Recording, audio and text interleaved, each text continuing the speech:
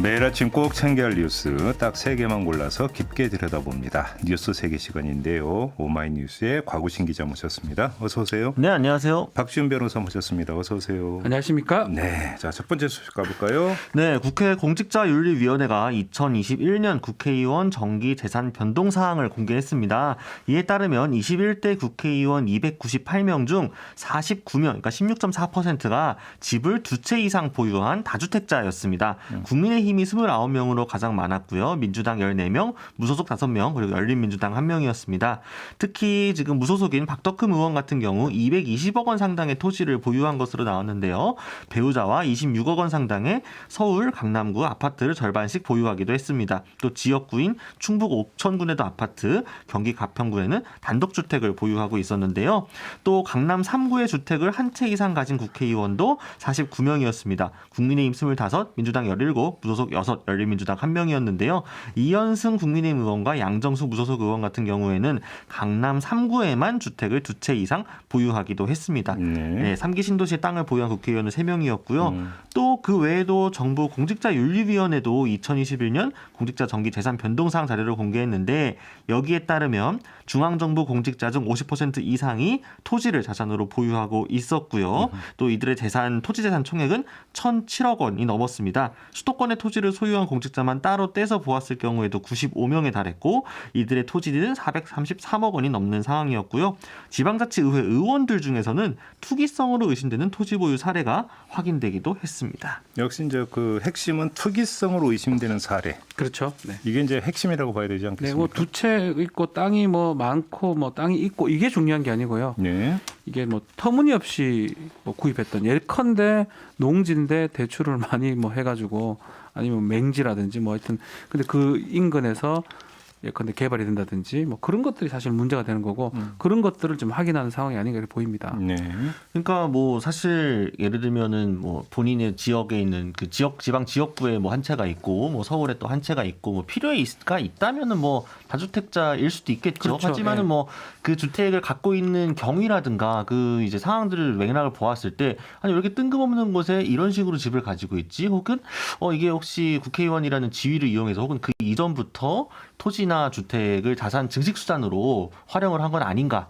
또 이 과정에서 혹시 그러면은 쪼개기라든가 소위 말하는 불법 편법적인 관행들을 이용하진 않았나 이런 부분들이 함께 나와야 좀 더 이제 그렇죠. 엄밀하게 판단할 수 있을까. 실제로 명단을 계속 확인했었거든요. LH 투기할 때 명단을 보기보다는 이 LH 직원이니까 이 직원들이 가진 땅들을 살펴보기보다는 반대로 가야 되겠죠. 네. 땅 중에 뭔가 문제가 될 수 있는 것들 그것을 누가 갖고 있는지 그 사람은 LH 직원하고 연결해서 어떻게 되는지 이렇게 파악하듯이 마찬가지로 여기 지금 일단은 그냥 형식적으로 지금 토지 보유 현황이나 이런 것들을 확인했지만 앞으로 지금 좀 해야 될 부분은 이 공직자가 왜 이런 땅을 갖고 됐고 이 땅의 성격이라든지 이 투기성이 있는지 없는지 이런 부분을 좀 확인하는 게 앞으로 중요하지 않을까 이렇게 보입니다.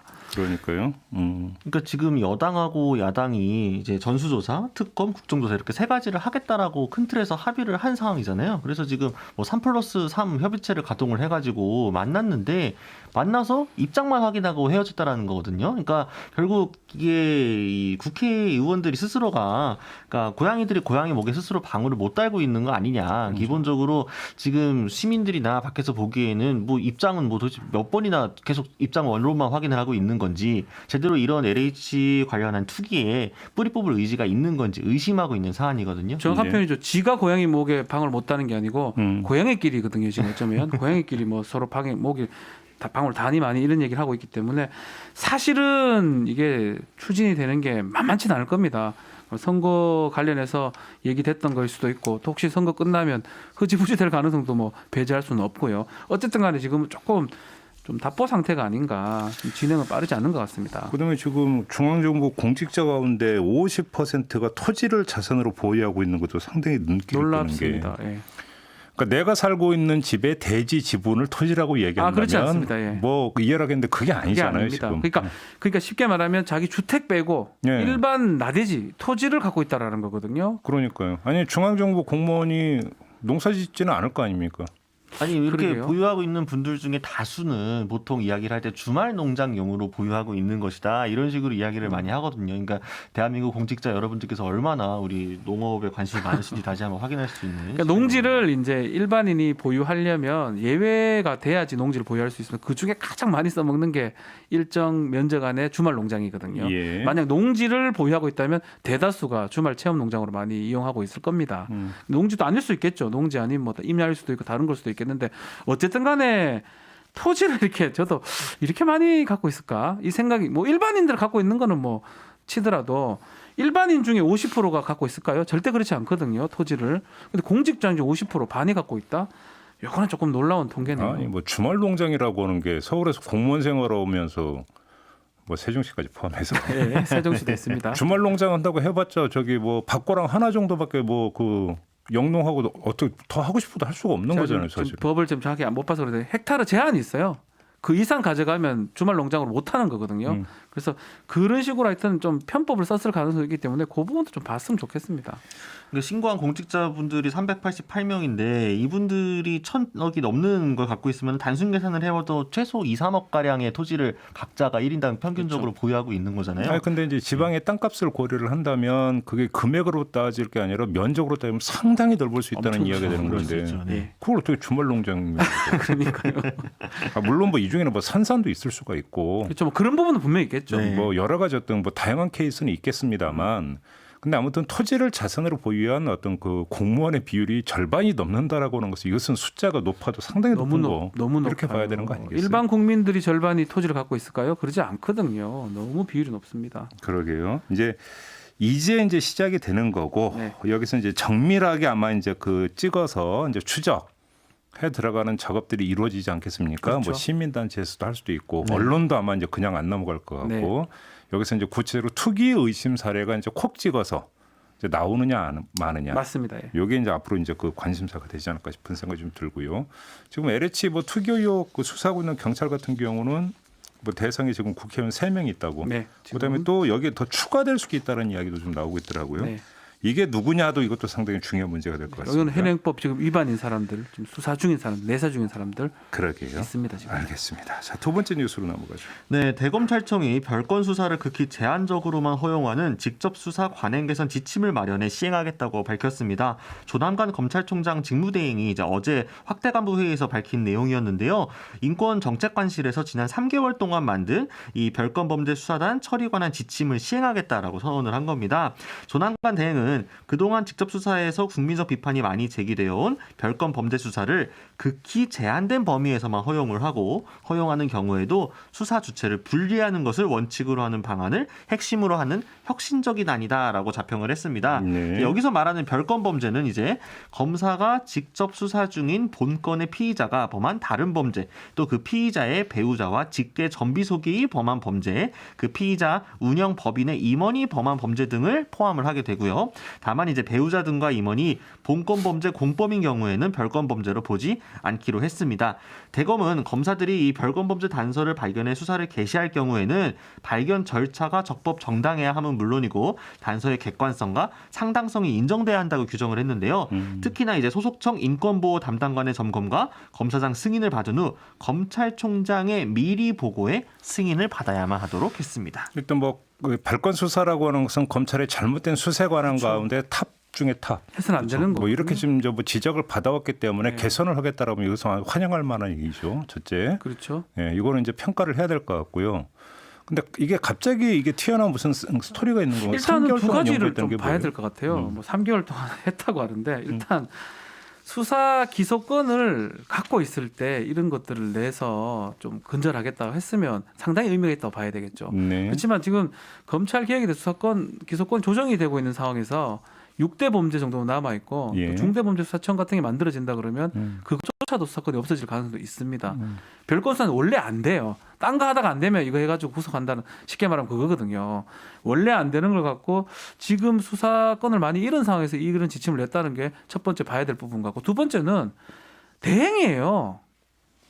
검찰총장이 아닙니다. 권한 대행. 예. 권한 대행이 갑자기 이게 좀 거의 끝나갈 마당에 이런 것들을 이런 좀 맥락 안 맞는 뭐 좋은 뜻이긴 한데 원칙적인 얘기를 한다라는 거는 과연 뭐 또 다른 또 의도가 있는 게 아닌가 그런 것까지 좀 짚어봐야 될 것 같습니다. 다른 의도라고 하는 게 뭐예요? 되고 싶은 거예요. 이거 진짜 지시 내리는 사람으로.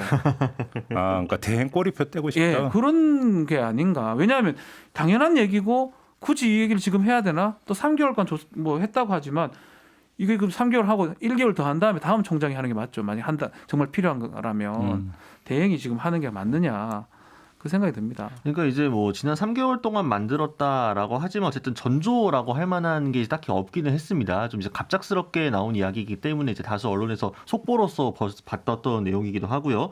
근데 이제 수사 기소권 관련해 가지고 검찰 개혁 이제 드라이브가 걸리면서 3개월 전 돌이켜 보게 되면은 이제 한참 또 이제 검찰 개혁 두고 갈등이 좀 심했던 때였기 때문에 검찰은 자신들이 이제 개혁의 대상으로만 여겨지는 것이 아니라 스스로 이제 셀프 개혁이 가능한 자신들도 자정 능력이 있음을 보여주기 위한 하나의 자구책으로서 이번에 이제 우리 별건 수사도 이런 식으로 그렇게 제한하겠다라고 보여주는 것이 아닌가. 우리도 이만큼 할 수 있다. 이런 것은 명분 쌓기로 이 타이밍에 밝힌 것이 아닌가 싶기도 합니다.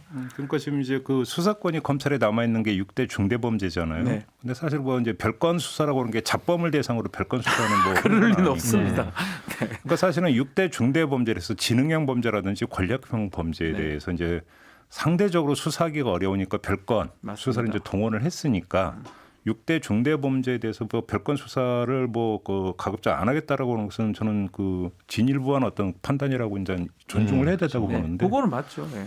근데 문제는 지금 그 정치권에서 수사 기소권의 완전 분리를 추진하고 있는 상황이면 뭐 경우에 따라서 6대 범죄 수사도 그러니까 다른 수사청으로 만약에 넘어가게 된다면 이게 무슨 의미가 이건 있는가? 아무 의미 없는 얘기가 돼요. 물론 이제 그 넘어간다 하더라도 이제 시간이 꽤 걸릴 것이기 때문에 그 기간이라도 열심히 한다고 한다면 그거는 뭐라고 할 이유도 없고 네. 반대할 이유도 전혀 없다고 생각을 하는데요. 이제 수사 기소권이 완전히 분리되느냐. 근데 어느 순간부터 갑자기 이게 정치권의 깜깜무소식이 되어버렸더라고요. 네. 다른 게 집중되다 보니까 완전히 실종이 되어버렸더라고요. 네, 아무 얘기가 안 나오고 있습니다. 어쨌든 간에 별건 수사는 사실은 해서는 안 되는 거예요. 그렇죠. 영장을 받아가지고 그 영장으로 압수수색을 해가지고 했던 것 중에 다른 거 해가지고 털기도 하고 가족들 털기도 하고 그래서 압박이 되니까 다른 걸 불기도 하고 뭐 한명수 전 총리 사건 이런 식으로 끝나긴 하지만 합동 감찰을 하고 있지만 사실 별건 수사의 일종으로 볼 수도 있는 거거든요. 그 재수 입장에서는. 아무튼 근데 박주민 변호사는 이게 이제 그 검찰총장 후임 검찰총장 이제 그 추천 과정에 들어가 있기 때문에 네, 지금 들어가 있으면 조남관. 뭐 이것도 의식한 거 아니냐 이런 말씀이시네요. 네. 저는 그런 생각이 좀 듭니다. 알겠습니다. 네. 자 마지막 뉴스로 넘어가죠. 네, 앞서 문재인 대통령이 아스트라제네카 백신을 접종을 한 가운데 문 대통령이 주사기를 바꿔치기 했다라는 주장이 유튜브 등 SNS를 중심으로 퍼지고 있습니다. 이제 아스트라제네카 백신 대신에 화이자 백신을 맞았다거나 혹은 비타민 주사를 맞은 거 아니냐 이런 음모론인데요. 특히 이 과정에서 문재인 대통령에게 직접 이제 백신을 접종한 해당 간호사의 개인 신상 정보가 무분별하게 유포되기도 했습니다. 그래서 지금 간호사 개인을 향해서 뭐 양심 선언을 해라, 가만두지 않겠다, 뭐 죽여버리겠다라는 등의 협박이 반복되고 있다라고 합니다. 해당 간호사는 좀 충격을 받아서 잠시 이제 휴가에 들어갔다라고 하는데요. 일단 종로구는 터무니없는 주장이라면서 바꿔치기를 할 이유가 전혀 없다라고 해명을 했습니다. 애초에 이제 화이자 백신을 보관한 냉동고 자체가 없기 때문에 아스트라제네카 백신이 아닌 다른 백신을 접종할 수 있는 환경 자체가 아니었다라고 설명을 했고요.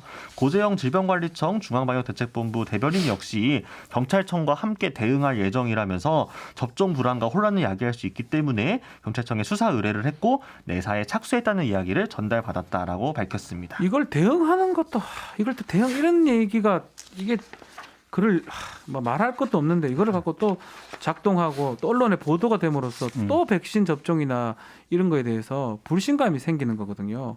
저도 이걸 받았습니다. 당일날 제 채팅방 같은 데서 또 SNS에 돌았습니까? 나이 많으신 분들 하는 데서 좀 있는데 도는데 그걸 막 글이 하나하나 달리는데 뭐 별의별 얘기가 다 돌더라고요. 이렇게 가짜 뉴스가 만들어지는구나. 추측. 근데 언론에서 이런 부분을 좀 잘 좀 조절해 줘야 되는데 언론에서 좀 부안해동하는 경우도 있는 같이 하기도 하고. 일부 언론 어제 보니까 제목이 논란으로 돼 있더라고요. 아니 그래서요. 그걸 보게 되면 그럴 수도 있다라는 거거든요. 뭐 안에 내용들은 좀 더 아니었지만요. 그런 게 뭐 정파성을 가질 수 있고 편향성을 가질 수는 있지만 다른 건 몰라도 백신 관련 국민의 안전 관련돼서는 조금 언론의 기능을 좀 더 좀 생각을 했으면 하는 개인적 바람입니다. 그러니까 이제 아스트라제네카 백신을 두고 좀 이제 불신하고 있는 사람들이 꽤 있죠. 그리고 그렇죠. 뭐 실제로 뭐 유럽이나 이런 데서 뭐 논란이 아주 없지는 않습니다. 그러니까 분명히 어떤 문제가 있다면 언론이 엄밀하고 검증이 나서고 이를 보도할 내용이 분명히 뭐 이렇게 보도 가치가 있는 내용입니다만 최소한 이제 대통령이 직접 이 아스트라제네카 백신을 맞은 이유 자체가 이 불안감을 좀 이제 종식을 시키고 백신을 좀 더 적극적으로 접종할 수 있게끔 환경을 마련하기 위한 거였는데 또 맞고 났더니 이제 뭐 특혜 시비 뭐 왜 먼저 맞았냐부터 시작을 해가지고 저거 사실 백신 맞은 게 아니라 비타민 주사나 화이자 맞은 거다 이런 식으로 내용을 퍼뜨리고 이거에 또 편승해가지고 자신들이 이제 수익으로 연결되는 존재들이 많다 보니까 또 사람들이 또 이제 대중 같은 경우에도 믿고 싶은 것만 믿는 경향이 있을 수 있는데 그거를 아주 정확하게 자극하면서 선동하다 보니 이게 이제 또 어제 사실 대부분의 공중파를 포함해가지고 방송 뉴스들도 이 건을 이제 팩트 체크하는 코너에서 많이 다뤘거든요.